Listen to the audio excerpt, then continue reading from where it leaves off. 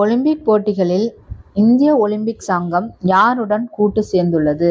Answer BPCL, Bharat petroleum corporation limited.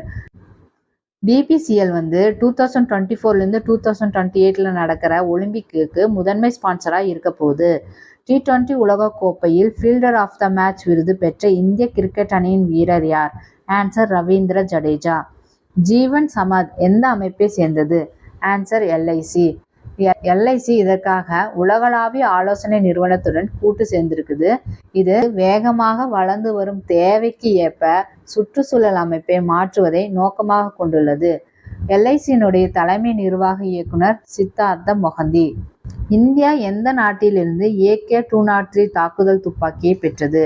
Answer Russia. இந்தியாவும் ரஷ்யாவும் சேர்ந்து ஒரு கூட்டு முயற்சியாக 35,000 துப்பாக்கிகளை தயாரிச்சிருக்காங்க. இந்திய